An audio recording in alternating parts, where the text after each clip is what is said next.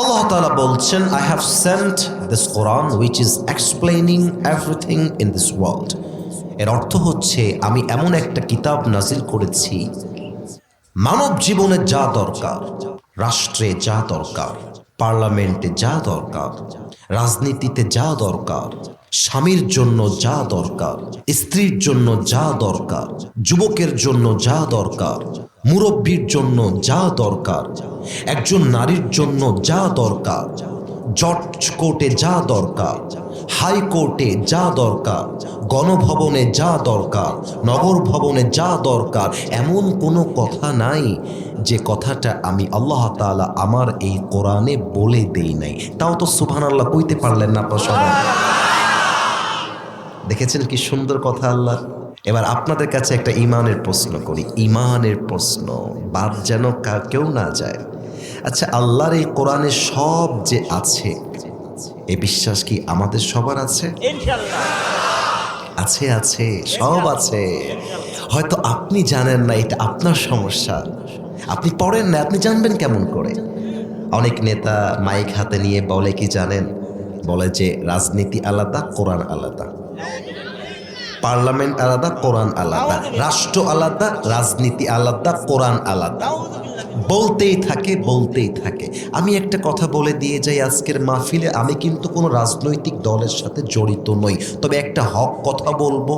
কারো গায়ে কাটা লাগতে পারে, লাগলেও কিছু করার নাই। হক কথা বলতে কারোর সাথে আমরা আপোষ করতে পারবো না। ইনশাআল্লাহ আমার কথা যারা বলবে আল্লাহর কোরআন দিয়ে দেশ চালাতে চাই না, রাজনীতি করতে চাই না, তারাই মূলত এই দেশে রাজনীতির নামে দুর্নীতি করতে চায়।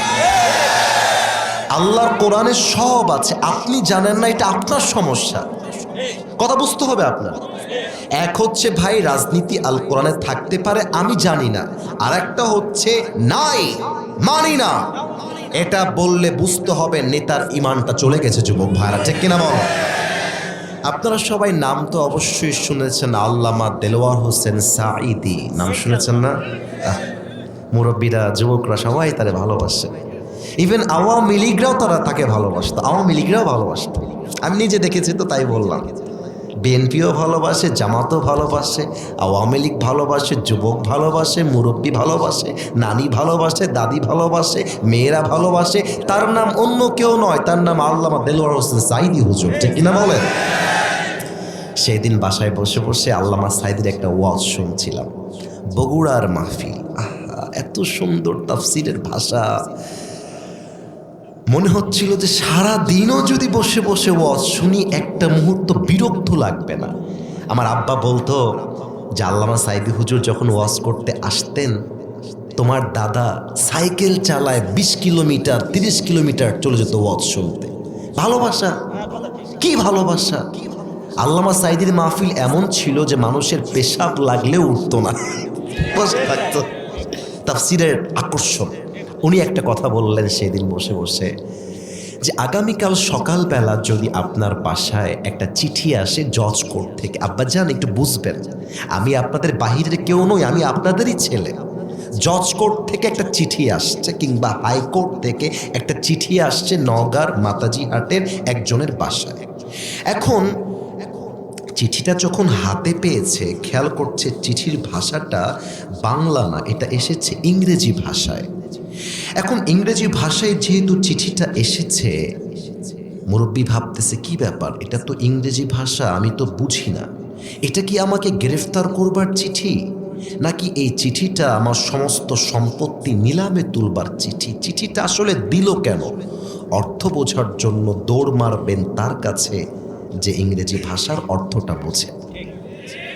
যতক্ষণ পর্যন্ত আপনি অর্থ না বুঝবেন, আপনার ঘুম হারাম হয়ে যাবে। আল্লামা সাঈদী বললেন, একটা ডিসি অফিসের চিঠি, একটা জজ কোর্টের চিঠি, সামান্য একটা হাইকোর্টের চিঠি পেয়ে তোমার ঘুমটা হারাম হয়ে গেল অর্থ জানার জন্য। কিন্তু এত বড় জমিনটার মালিক, অত বড় আকাশটার মালিক, তোমার মালিক, আমার মালিক, পুরো পৃথিবীর মালিক একটা চিঠি দিলেন, চিঠির নাম আল কোরআন।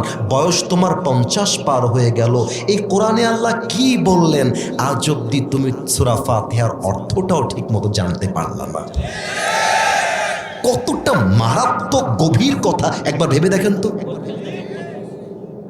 আমাকে অনেক যুবকের বাবারা কল দেয়, বলে হুজুর দোয়া করবেন, আমার ছেলে আমেরিকাতে পড়ে, লন্ডনে পড়ে, ইংলিশ মিডিয়ামে পড়ে। আমার ছেলে কিন্তু বাংলাতেও কথা বলে, ইংরেজিতেও কথা বলে, চাইলে আপনি চেক করতে পারেন আমার ছেলেকে। আমি একটা কথা পাল্টা জিজ্ঞেস করি, আব্বাজান ইংরেজি বলতে পারে, রিয়েলি অ্যামেজিংলি অ্যাপ্রিসিয়েটেড, খুব ভালো কথা, কিন্তু আব্বাজান আপনার ছেলে কি 4 রাকাত নামাজে 4টা সূরা মুখস্থ পড়তে পারে? ও আব্বাজান আপনি যদি আজকে মারা যান, আপনার ছেলেকে আপনার জানাজার নামাজটা পড়াইতে পারবে? আপনার ছেলে ইংলিশ পড়ুক, সমস্যা নেই, কিন্তু কোরআন যেই সন্তান জানে না তার মতো মূর্খ সন্তান আর কেউ হতে পারে না। কোরআনটা হচ্ছে আসল। আসুন কোরআনে যে সব আছে তা জানবো কোরআন থেকে। কোরআনকে জিজ্ঞেস করব আসলেই কি তার মাঝে সব কিছু আছে কিনা। আমি যদি কোরআনকে কোনো প্রশ্ন করি এবং জানতে চাই এবং যদি জিজ্ঞেস করি তুমি কি জানো নাকি জানো না, কোরআন কি নো বলবে না ইয়েস বলবে? ধরে ফেলেছে সবাই। আর একবার জবাব দিবেন সবাই মিলে। যে কোনো প্রশ্নের জবাবে কোরআনকে যদি বলা হয় do you know that or not, তুমি কি জানো নাকি জানো না, কোরআন কি নো বলবে না ইয়েস বলবে? আসুন আমরা তার টেস্ট করি। কোরআন তোমার কাছে আমার প্রথম প্রশ্ন, তুমি আমাকে জবাব দাও, এই পৃথিবীতে আসার পূর্বে তুমি কোথায় ছিলে? জবাব কোরআনে আছে না নাই? 30 নম্বর পারা সূরাতুল বুরুজের 21 এবং 22 নম্বর আয়াত, বাল হুয়া কুরআনুম মাজিদুন ফি লাউহিম Mahfuz. Rather, it's a glorious Quran preserved in tables. আল্লাহ তাআলা বলছেন এই কোরআনটা পৃথিবীতে নাজিল করার পূর্বে আল্লাহ তাআলা লৌহে মাহফুজে এই কোরআনটাকে সংরক্ষিত ফলকে লিখিত আকারে লিখে দিয়েছেন। সুবহানাল্লাহ পড়বেন না আপনারা? লৌহে মাহফুজে ছিল। ও আচ্ছা, লৌহে মাহফুজে ছিলে, এবার আমাকে জবাব দাও ওই লৌহে মাহফুজ থেকে তোমাকে দুনিয়াতে কে পাঠায় দিলেন? তানজিলাম মিম্মান খালাকাল আরদা ওয়াস সামাওয়াতিল উলা। This Quran has been sent down by him who has created the heavens and this big earth. এই কোরআনটা নাজিল করেছেন তিনি আকাশ এবং জমিনের মালিক যিনি, আপনার মালিক যিনি, আমার মালিক যিনি, বলেন তো সেই রব কে? আল্লাহ আমার রব। ও ভাই গান না একটা লাইন, আল্লাহ আমার রব।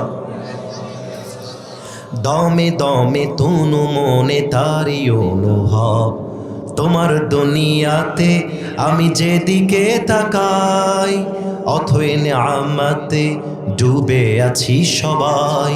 পাক পাখালির কণ্ঠে শুনি তাসবিহ কল রব, তাসবিহ কল রব, আল্লাহ আমার রব। দমে দমে তনু মনে তারি অনুভব, নওগাঁবাসী আমাদের রবকে। মাশাআল্লাহ, তুমি তো আমাকে 2 নাম্বার প্রশ্নের জবাবটাও দিয়ে দিলে। ও কোরআন, এবার তুমি আমাকে জবাব দাও, তোমাকে যখন নাজিল করা হয়েছিল কার উপরে নাজিল করা হয়েছিল?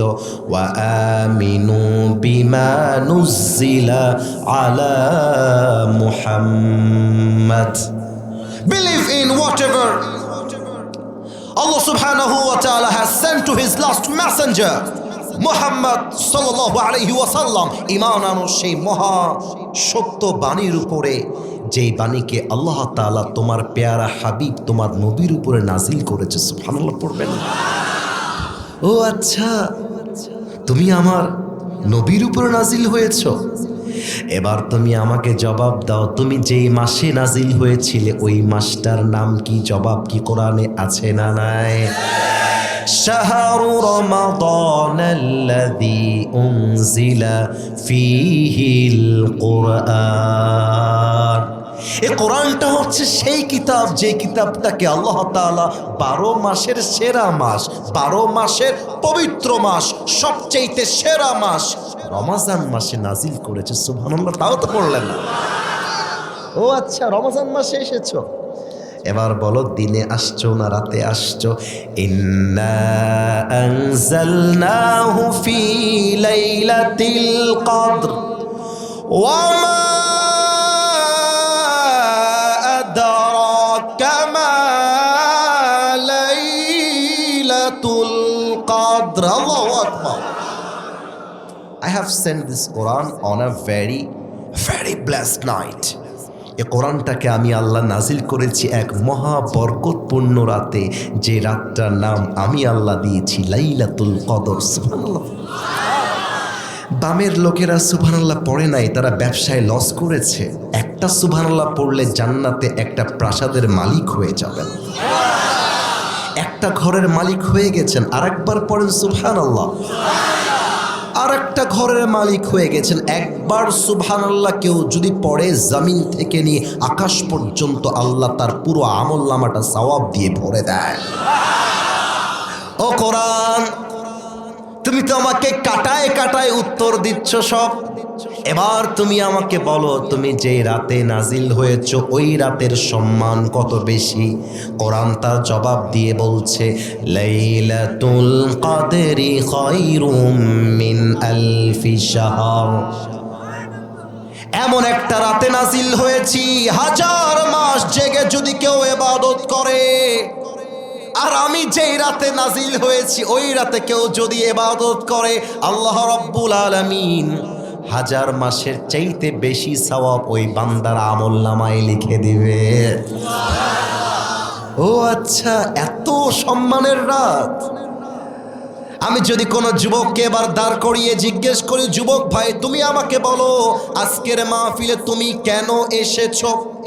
আমার মনে হয় 100 ভাগের 100 ভাগ যুবকরা বলবে, হুজুর আজীবন আপনাকে ফেসবুকে দেখেছি, ইউটিউবে দেখেছি, টিকটকে দেখেছি, ইনস্টাগ্রামে দেখেছি, আজকে সরাসরি বসে বসে আপনার ওয়াজ শুনতে এসেছি। কথা ভুল বললাম না ঠিক বললাম? এবার কোরআনকে যদি বলি, কোরআন তুমি কেন এসেছো আমাকে জবাব দাও, তোমার উদ্দেশ্য কি? জবাব কি কোরআনে আছে না নাই? 13 নম্বর পারা সূরাত ইব্রাহিমের শুরুতেই আল্লাহ বলছেন, কিতাবুন আনজালনাহু ইলাইকা লিতুখরিজান নাসা মিনায-যুলুমাতি ইলান নূর। I have sent this Quran to lead the mankind out of darkness into the light. এই কোরআনটা আমি নাজিল করেছি যেন আমার নবী জাহান্নামী মানুষগুলোকে কোরআনের আলো দিয়ে জান্নাতি মানুষ বানাতে পারে। কি কথা, কি কথা, কি কথা! আচ্ছা, পার্লামেন্টে কোরআন যাক, এটা আমরা চাই নাকি চাই না? এই দেশটা আল্লাহর কোরআন দিয়ে চলবে, এটা আমরা চাই নাকি চাই না? আচ্ছা কোরআন, এবার তো একটু কথা ডান বামে যাবে। আর খবরদার আমাকে ভুল ধরাবার মতো কিংবা বাধা দেওয়ার মতো সাহস কিন্তু কেউ করবেন না। ভুল হওয়া এক জিনিস, বাধা দেওয়া আর এক জিনিস। ভুল হলে ধরায় দেওয়া যায়, কিন্তু হক কথা বলতে গিয়ে যে বাধা দিবে তার পিঠের চামড়া একটাও থাকবে না আজকের না। আচ্ছা কোরআন, তোমাকে যদি আমি পার্লামেন্টে নিয়ে যাই, সংসদে নিয়ে যাই, জজ কোর্টে নিয়ে যাই, হাইকোর্টে নিয়ে যাই, পুরো দেশ চলবে তোমার আইন দিয়ে, লাভ কি হবে? লাভটা আগে কও। কোরআন জবাব দিয়ে বলছে, লাভ শোনো, ফামান তাবিআ হুদায়া ফালা খাউফুন আলাইহিম ওয়ালা হুম ইয়াহজানুন। আল্লাহু আকবার। আচ্ছা আপনারা একটা প্রশ্নের জবাব দেন। নওগাঁর সাপাহার রোডে কিংবা মহাদেবপুরের রোডে একজন সুন্দরী নারী রাত বাজে 3টা রাস্তা দিয়ে হাঁটতেছে। আমাকে বলেন তো, ওই মেয়েটা যে ধর্ষণের শিকার হবে না, do you have any guarantee about it? কোনো গ্যারান্টি আপনাদের কাছে আছে? ইভেন বাংলাদেশের প্রেক্ষাপটে দেশ এতটা খারাপ হয়ে গেছে, আপনি যদি রেল লাইনে ব্যাগ ট্যাগ রেখে ঘুমায় যান, ব্যাগ তো যাবে যাবে, আপনার আন্ডার প্যান্টও যেতে পারে। জি এটা বাস্তব, জি এটা বাস্তব। আমি অধমকে আল্লাহ তাআলা তার নবীর রওজা দেখার সুযোগ দিয়েছেন, আলহামদুলিল্লাহ। নবীর রওজার সামনে গিয়ে সালাম করে আমি অধমে এসেছি। ছোট্ট একটা কথা মনেই পড়ে গেল, আল্লাহর কোরআনের আইন পাশ করলে কি হতে পারে। একটা কথা মনে পড়ে গেল যে নওগাঁবাসী বলা যাবে না কথাটা ভাইজান? আচ্ছা সবাইকে এটা জিজ্ঞেস করি তো, আপনাদের সবার কি মনে চায় না যে নবীর রওজায় গিয়ে একবার সালাম দিয়ে আসবেন? একটু বলেন না, আল্লাহ তো কবুলও করতে পারে। মন চায় না কি চায় না? চায় না কি চায় না? আল্লাহ আমাদের সবাইকে তুমি তোমার নবীর রওজায় গিয়ে একবার সালাম করার তৌফিক দিও, পড়না আমিন। মনে বড় আশা ছিল যাব মদিনায়, বলেন না সবাই মিলে। মনে বড় আশা ছিল যাব মদিনায়, সালাম আমি করব গিয়ে, সালাম আমি করব গিয়ে নবীর রওজায়।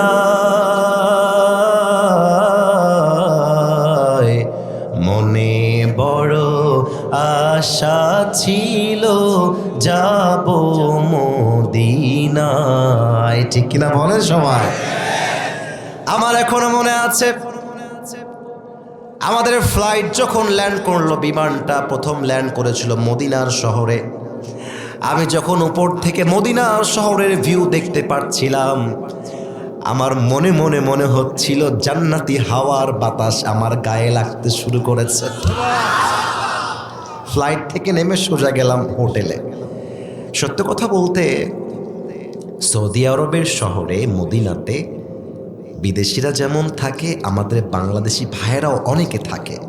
যারা ওমরা করতে গেছেন বা হজে গেছেন তারা এটা জানেন কিংবা জানবেন আগামীতে। তো আমি যখন হোটেলে পৌঁছালাম, মেবি রাত বাজে 1টা বা 2টা অ্যাট দ্যাট টাইম। তো আমাকে বলা হলো যে খবরদার হোটেল থেকে বাহিরে যাওয়া কারোর জন্য অ্যালাউ না, ফজরের নামাজে আমরা সবাই মিলে যাব, নবীর রওজায় গিয়ে সালাম দিব, ওখানেই আমরা মসজিদে নববীতে একসাথে ফজরের নামাজটা পড়ব। কিন্তু ভাই নবীর শহরে আছি, নবীর রওজার সামনে দাঁড়াইতে না পারলে মনে কি কোনো শান্তি লাগে রে ভাইজান? আমি বলছি কোনো নিয়ম আমি মানব না, আমি একাই যাব। তো চুরি করে হোটেলের উপর থেকে নিচে নেমে গেছি। আমি আবার আরবি ভাষাও পারি একটু একটু, আলহামদুলিল্লাহ মাদ্রাসায় পড়াশোনা করেছি, আমি হাফেজ, আমার বাবাও হাফেজ, আবার ইংরেজি ভাষাটাও একটু একটু পারি। তো আমার কোনো প্রবলেম হয় না, সোজা ডিরেকশন জিজ্ঞেস করতে করতে করতে করতে করতে করতে সোজা গিয়ে নবীজির রওজার সামনে দাঁড়ায় গেছি। মনটা যে এত শান্তি লাগলো। ক্বালা রাসূলুল্লাহ সাল্লাল্লাহু আলাইহি ওয়াসাল্লাম, আজীবন শুধু বলে গেছি ওয়াজে নবীজি বলেছেন, নবীজি বলেছেন, নবীজি বলেছেন। তাকায় দেখছি আমার নবীজি তো আমার সামনে শুয়ে আছে, আমার সামনে। চোখের পানি আটকায় রাখতে পারলাম না।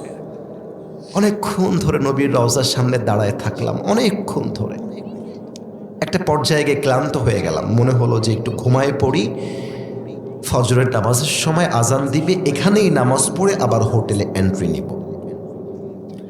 আমার ফোনে, আমার কাছে 3টা ফোন ছিল তখন মনে হয়, একটা আইফোন আর 2টা অ্যান্ড্রয়েড ফোন। আইফোন কিন্তু সবচেয়ে দামি ব্র্যান্ড, তাই না? আপনি জান না, আমি কিন্তু নিজে শো অফ না, বোঝাবো যেটা সেটা বুঝবেন। তো আইফোন আমার বুকের সামনে রেখেছি, 2টা ফোন সামনে রেখেছি, আমার কয়েকশো রিয়াল ছিল মানি ব্যাগে, ওইটা রেখেছি, পাসপোর্ট রেখেছি। সৌদি আরবের সব আইনের সাথে আমরা একমত নই। যেমন সৌদি আরবে হল আছে, আমরা মনে করি হল থাকা এটা ইসলামে হারাম। সৌদি আরবে গানের কনসার্ট হয়, এটাকে আমরা হারাম মনে করি। তবে মদিনাতে সৌদি আরবে কিছু আল্লাহর কোরআনের বিধান আছে যেটা পাশ করা আছে। যেমন একটা বিধান এইরকম পাশ করা আছে, কেউ যদি চুরি করে কেটে দাও, হাত কেটে দাও, এটা পাশ করা আছে। তা আমি যখন ঘুমায় গেলাম, আমার কিন্তু কোনো সেন্স নাই, কেউ যদি আমার সবও নিয়ে চলে যায় আমি টের পাবো না।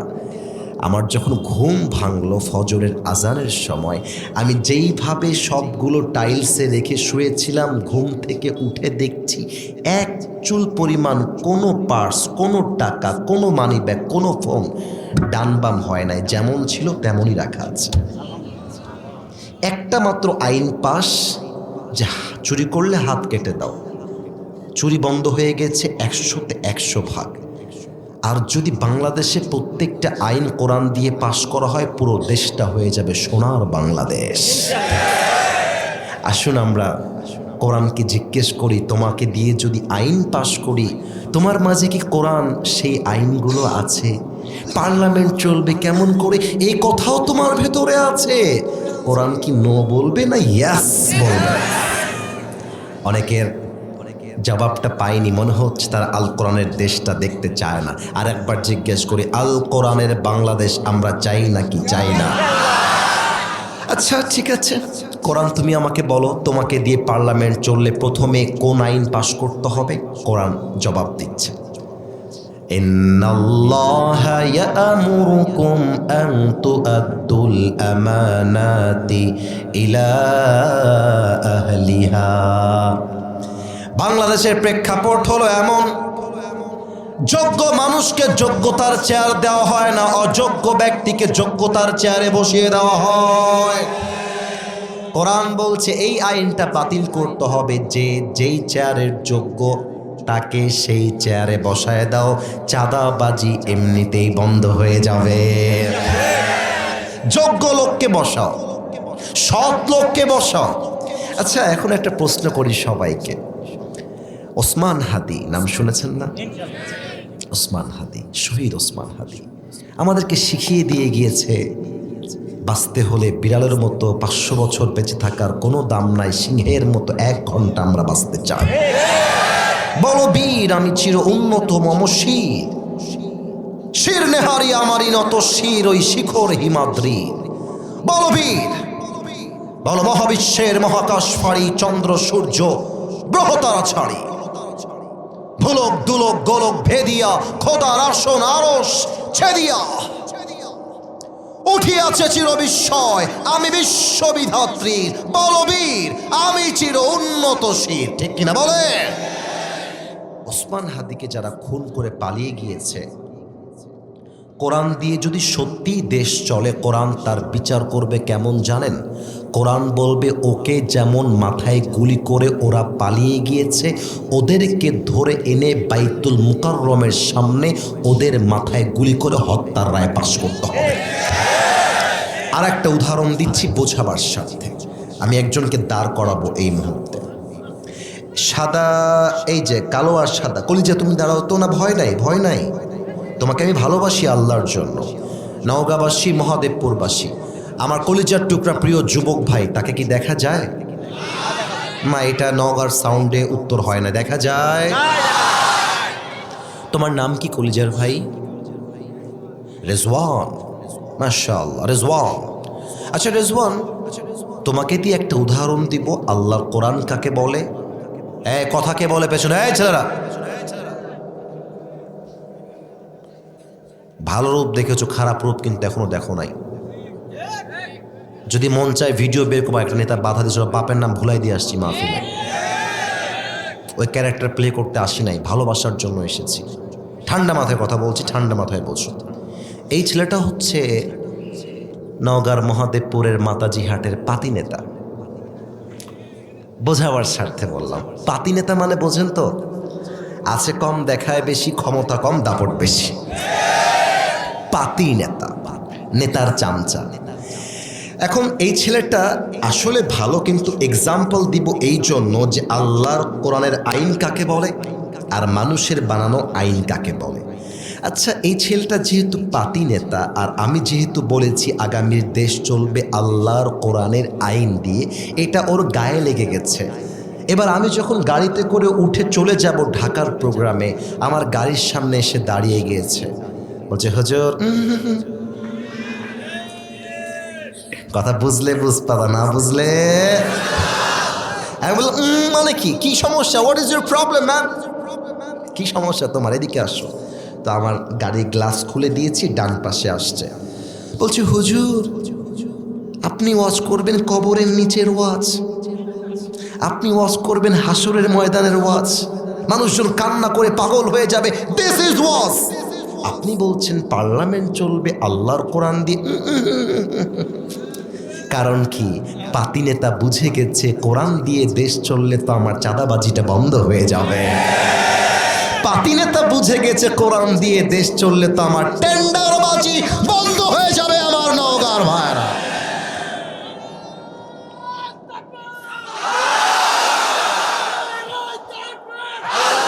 থামো থামো থামো, let me finish my speech, আগে শেষ করি। তো এখন ওকে বলছে, পাতি নেতা তোর বাড়ি কোথায় রে? বলছে আমি এখানকার লোকাল ছেলে, লোকাল লোকাল। তা আমি বলছি, এই তুই লোকাল হতে পারিস, কিন্তু যুবকরা তোর চাইতে আসিফ হুজুরকে অনেক বেশি ভালোবাসে। ওর কলারটা আমি ধরে নিয়েছি মারামারি করবার জন্য। কলারটা ধরে একটা ঘুষি নাকে দিয়েছি, নাক ফেটে রক্ত বের হচ্ছে। ওইও খেপে গেছে, হুজুর চেয়েছিলাম না, আপনাকে মারতে চেয়েছিলাম না, আমাকেও, আমার নাক ফেটে গেছে। হাড্ডাহাড্ডি লড়াই। আমি ড্রাইভার সাহেবকে ডাক দিয়ে বলছি, ড্রাইভার সাহেব আমার গাড়ির পেছনে একটা রামদা আছে, বের করেন। আরে নাই রে বাবা, বুঝাবার সাথে বললাম। ড্রাইভার সাহেব রামদা বের করে বলছে, হুজুর এই শালাকে দেখে নেন, আজকে আর বাপের নাম ভুলাই দিবেন আপনি। আমার গায়ে জোশ। রামদাটা নিয়ে সোজা ওর ডান পায়ে একটা কোপ দিয়েছি। একটা কোপে এই হাঁটু থেকে নিয়ে এই পুরো পাটা কেটে মাটিতে পড়ে গেছে। এখন আমাদের স্যার, মুরব্বী সবাই মিলে আমাকে ধরেছে, হুজুর আপনি পা কাটলেন কেন? And that very serious. পা কাটলেন কেন? মারামারি ঝগড়া ঠিক আছে, পা কাটলেন কেন? সোজা থানায় কল। পুলিশ আসলো, গ্রেফতার করে আমাকে জেলে দেওয়া হলো। 10 দিন পরে নওগাঁর জেলা আদালতে আসিফ হুজুরের বিচার হবে। আসিফ হুজুর কাঠগড়ায় দাঁড়িয়ে আছে। খুব খেয়াল করবেন, খুব খুব খুব খুব খেয়াল করবেন। জজ সাহেব বলছে, হুজুর আপনার চেহারা সুন্দর কিন্তু আপনার চরিত্রটা ভালো না। আমি বললাম, স্যার কেন, আমার দোষ কি? বলছে আপনি রেজনের পা কাটলেন কেন? ওর তো নওগাঁর ছেলে, ভালো ছেলেটা, আপনি পা কাটলেন কেন? যেহেতু আপনি পা কেটে ফেলেছেন, আপনার বিচার করলাম বাংলাদেশের গণতান্ত্রিক আইনে কিংবা বাংলাদেশের মানুষের বানানো আইনে 5 বছরের জেল, 3 লাখ টাকা জরিমানা। এবার যুবক মুরব্বীদের উত্তর দেওয়ার পালা। 5 বছরের জেল, কয় লাখ টাকা জরিমানা? আওয়াজটা আসতে কেন, ভালো বলেন না, কয় লাখ? আচ্ছা, এখন এই যে বিচারটা আপনি করলেন, পা কাটার পরিবর্তে 5 বছরের জেল আর 3 লাখ টাকার জরিমানা, এটা কি সমান সমান হলো কিনা বোঝার জন্য একটা বাজার থেকে দাড়িপাল্লা নিয়ে আসেন। দাড়িপাল্লার ডান দিকে ওই রেজওয়ানের ডান পাটা কাটা, এইটা রেখে দেন। আর দাড়িপাল্লার বাম দিকে আসিফ হুজুরের 5 বছরের জেল আর 3 লাখ টাকা রেখে দেন। ডান দিকে ডান পা কাটা, বাম দিকে 5 বছরের জেল আর 3 লাখ টাকা। এই নওগাঁর ভাইরা, আপনি যতই দাড়ি পাল্লার মাথা ধরে টান দেন, জীবনেও কি 2টা পাল্লা সমান সমান হবে? আচ্ছা, আমি যদি জেল দেই 10 বছরের, তাও কি সমান সমান হবে? আচ্ছা, জেল যদি যেই 20 বছরের, তাও কি সমান সমান হবে?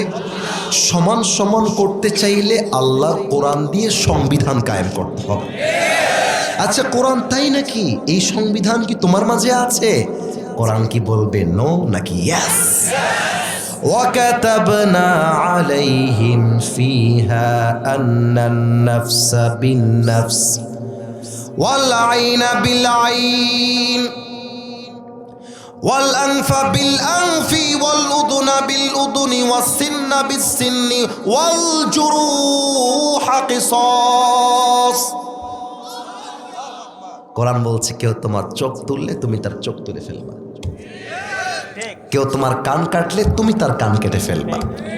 চোখের বদলে চোখ, নাকের বদলে নাক, কানের বদলে কান, হাতের বদলে হাত, পায়ের বদলে পা, জানের বদলে জান। আর এটার নামই তো আল্লাহর কোরআনের সংবিধান। এবার আপনি আল্লাহর কোরআন দিয়ে আইন করে আমার বিচার করেন, এক কোপ দিয়ে আমার ডান পাটা কেটে দেন। এবার দাড়িপাল্লা দিয়ে আসেন। দাড়িপাল্লার ডান দিকে রেজওয়ানের ডান পাটা দেন, দাড়িপাল্লার বাম দিকে আসিফ হুজুরের ডান পাটা কেটে রেখে দেন। এবার টান দেন, দেখবেন 2টা সমান সমান হয়ে গেছে। দেখেছেন কোরআন কাকে বলে, কোরআনের আইন কাকে বলে? এবং আমার তো বিশ্বাস, আমি বলেই ফেলি আজকের এই মাহফিলে, আগামীতে ইসলামের পতাকা জাস্ট বাংলাদেশের পার্লামেন্টে নয়, আগামীতে কালেমার পতাকা ইনশাআল্লাহ আমেরিকার হোয়াইট হাউসে পৌঁছায় যাবে, ঠিক কিনা বলে? কোনো একদিন এদেশের আকাশে কালেমার পতাকা দুলবে, সেদিন সবাই খোদাই বিধান পে দুঃখ বেদনা ভুলবে, ঠিক কিনা বলে? সেদিন আর রবে না হাহাকার, অন্যায় জুলুম অবিচার, থাকবে না অনাচার দুর্নীতি কদাচার, থাকবে না অনাচার দুর্নীতি কদাচার, সকলেই শান্তিতে থাকবে, সেদিন সবাই খোদাই বিধান পে দুঃখ বেদনা ভুলবে, ঠিক কিনা বলে? এবার তোমাদের বিয়ে হয়নি কার কার, তারা একটু হাত তোলো। বিয়ে হয়নি? ইন্না লিল্লাহ। আপনাদের কারো বিয়ে হয় নাই? হাত নামান। ইন্না লিল্লাহি ওয়া ইন্না ইলাইহি রাজিউন। আচ্ছা মুরব্বী আব্বাজান আমার দিকে তাকান। আব্বাজান আপনারা তো আমাকে অনেক বেশি ভালোবাসেন, আপনাদের চোখ দেখেই আমি বুঝতে পারতেছি। আমি আব্বাজানদেরকে বলবো, আব্বাজান আপনার ছেলের বিয়ের বয়স হয়ে গেলে বিয়েটা দিয়ে দেন, দেরি করতে যায়েন না আব্বাজান। পেছনে ধরো তো, ধরো তো, ধরো ধরো ধরো ধরো ধরো ধরো, কই যাও তোমরা? তোর বউ জীবনও পাবি না রে। খবরদার। আমি বলি, আমরা যে 1 ঘন্টা যাবত ওয়াজ করেছি, একজন কি ডানবাম হয়েছে এই মাহফিল থেকে? আরে আমার তো মনে হয় 1 ঘন্টা কেন, ফজর পর্যন্ত ওয়াজ হলে কেউ বাসায় ফিরে যাবে না। এবার আমার একটা কথা কম তো, পার্লামেন্টে আইন পাস করা আছে 18 বছরের আগে কোনো মেয়ে বিয়ে করলে এটা বাল্য বিবাহ হবে, তার জামাইকে ধরে জেলখানায় ভরে দেওয়া হবে। ঠিকটা একটু পরে, আগে আমার প্রশ্নটা বোঝেন তারপরে ঠিক বলবেন। এই ফাইজলামি কেন ভাই? কথা বলতে দাও, আগে রিয়াকশন দে, কথা বুঝে রিয়াকশন দাও। 18 বছরের কোনো মেয়ে যদি বিয়ে করে, পার্লামেন্টে আইন হচ্ছে 18 বছরে এসে বিয়ে করতে হবে। 18 বছরের আগে বিয়ে করলেই জামাইকে জেলখানায় গিয়ে ভরে দেওয়া হবে হালাল বিয়ে করার অপরাধে। আমার প্রশ্ন, 18 বছরের আগে কোনো মেয়ে যদি হালালভাবে বিয়ে করতে না পারে, 17 বছরের যে মেয়েটা টিকটকে জামা খুলে নেচে বেড়ায়, তার জন্য আইনটা পাস হবে কবে? বলো যুবক ভাইরা, এবার বলো। 18 বছরের আগে কোনো মেয়ে যদি বিয়ে করতে না পারে, 17 বছরের যেই মেয়েটা রাজশাহীর পার্কে বয়ফ্রেন্ড নিয়ে প্রেম করে বেড়ায়, বাদাম খায়, তার জন্য আইনটা পাস হবে কবে যুবক ভাইরা বলো? তার মানে হালাল বিয়ে করতে গেলে আইন আসে, হারাম ভাবে প্রেম করলে আইন নাই বাংলাদেশে। এটাই প্রমাণ করে বাংলাদেশের পার্লামেন্ট চলছে আল্লাহর কোরআনের আইন দিয়ে নয়, পার্লামেন্ট চলছে আমেরিকা তথা পশ্চিমা সভ্যতা দিয়ে। আপনার ছেলেকে আপনি বিয়ে দিয়ে দেন, দেখবেন আপনার ছেলে মাদক থেকে মুক্তি পেয়ে যাবে। আপনার ছেলেকে বিয়ে দিয়ে দেন, আপনার ছেলে পর্নোগ্রাফি থেকে বেঁচে যাবে। আপনার ছেলেকে বিয়ে করে সংসার ধরায় দেন, আপনার ছেলে স্কুল কলেজের সামনে মেয়েদের পেছনে ঘোরা বন্ধ করে দিবে। তবে দুঃখের কথা কি বলবো, কোরআন তো বলছে ইয়াকুনু ফুকারা আইয়ুগনিহিমুল্লাহু মিন ফাদলি। গরিব আছো, বিয়ে করো। তুমি গরিব থাকলে কি হবে? আল্লাহ তার বরকতে তোমাকে বিয়ের পরে ধনী বানায় দিবে। তাও তো সুবহানাল্লাহ কইতে পারলেন না আপনারা। কিন্তু বাংলাদেশের মেয়েরা বিয়ে যখন করতে চায়, টাকাওয়ালা ছাড়া বিয়ে করতে চায় না। টাকা আর সরকারি চাকরি পাইলে অনেক মেয়ে তো বুইডা টাকলা মাকলার সাথে বিয়ে করে ফেলেছে। না, এরকম মেয়ে নাই। আরে নাই। ভালো হয়ে যাও মাসুদ, ভালো হয়ে যাও। ইভেন বাংলাদেশের মেয়েরা কেমন জানেন? আমি বলি মাঝে মাঝে আমার ওয়াজে, দাড়ি আর টুপি রাখলে যেমন হুজুর হওয়া যায় না, বোরকা আর হিজাব পড়লেই তেমন দিনদার মেয়ে হওয়া যায় না। নওগাঁর শহরে যত মেয়ে প্রেম করে বেড়ায়, দেখবা তার 80% মেয়ে বোরকা অলিরাই প্রেম করে বেড়ায়। দেখলেই মনে হবে यार ये लड़की तो अभी कभी जन्नत से भाग के दुनिया में आई है। এমন ভাবে বোরকা আর হিজাব পরে, কিন্তু আমি যখন দেখি বোরকাওয়ালি মেয়ে ইটিস পিটিস করতেছে, আমার কানে কানে বলতে মনে চায়, তোমার বোরকার উপরে ফিটফাট, ভেতরে পুরোটাই সদরঘাট। আচ্ছা, এবার একটু মাইকটা হটাচ্ছি, আমার দিকে তাকান তো। আমার এই যে মুখে এই যে কালো কালো লম্বা লম্বা, এটার নাম কি? ধরে ফেলেছে নওগাঁর মানুষ। এবার আমাকে উত্তর দিবেন জোরে। আমি যে যুবক মানুষ হয়ে আল্লাহর কোরআনকে ভালোবেসে দাড়িটা রেখেছি, যুবক মানুষ আমি, আমাকে দেখতে কি দাড়িতে আনস্মার্ট লাগতেছে?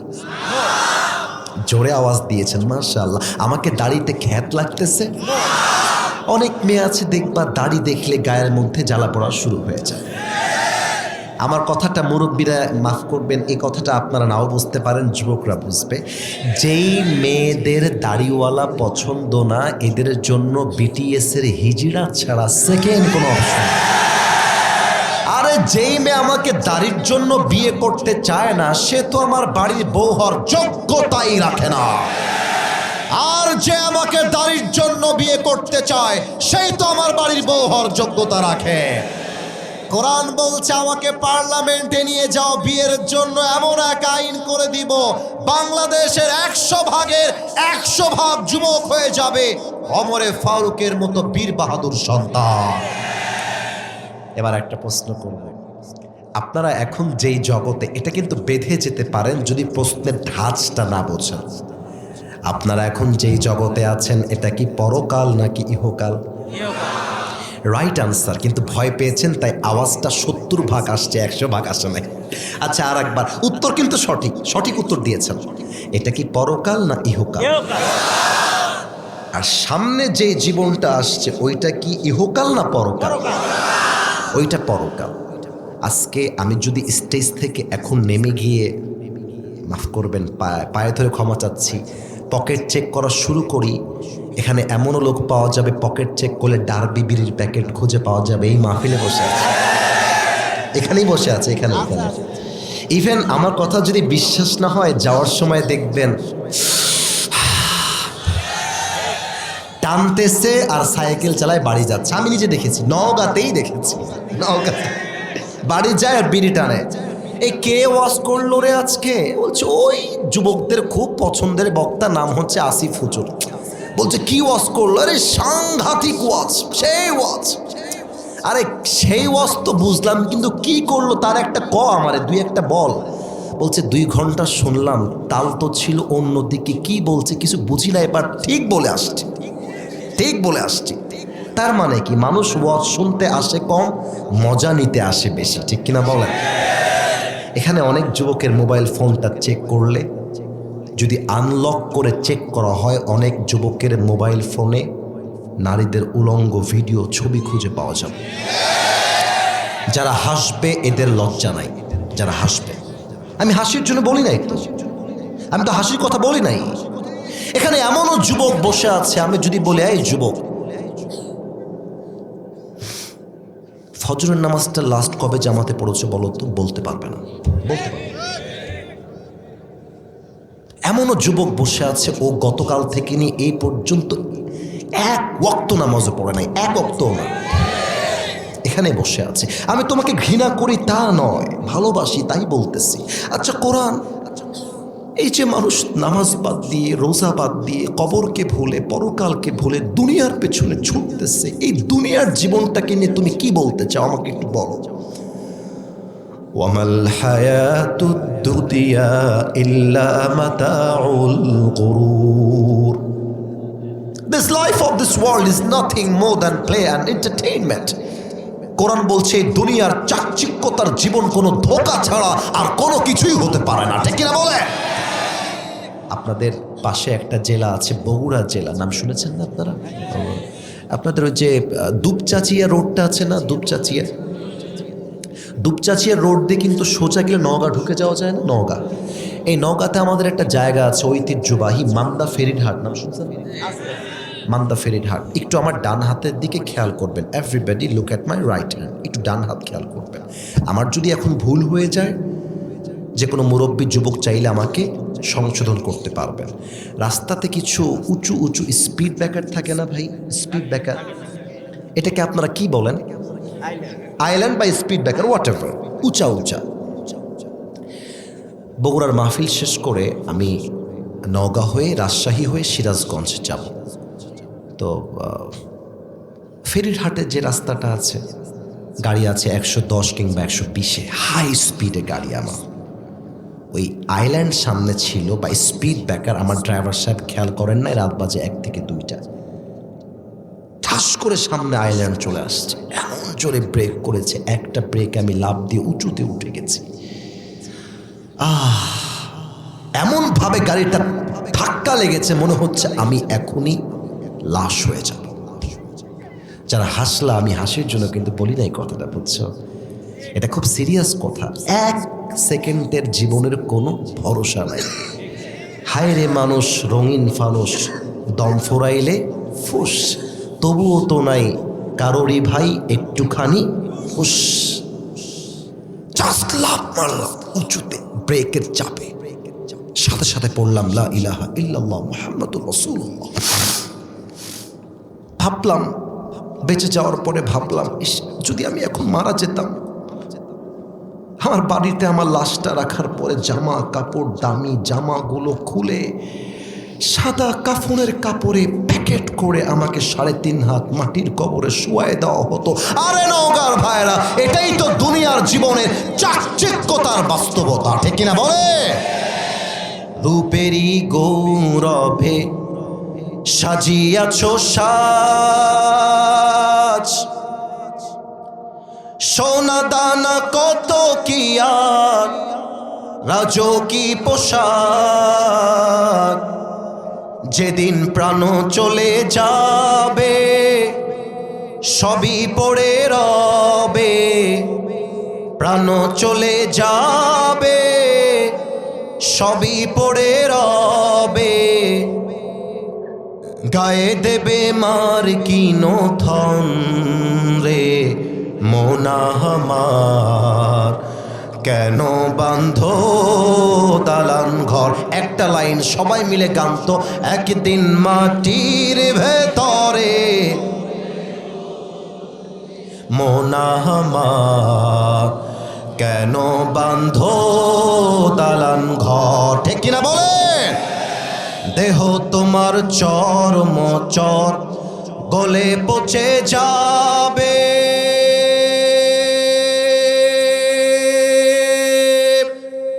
শিরার উপর শিরাগুলি ছিন্ন ভিন্ন হবে, মন্ডুমিরু দণ্ড সবই হবে খণ্ড খণ্ড, মন্ডুমিরু দণ্ড সবই হবে খণ্ড খণ্ড, পড়ে রবে মাটির উপরে মোনা আমার, কেন বাঁধো দালান ঘর।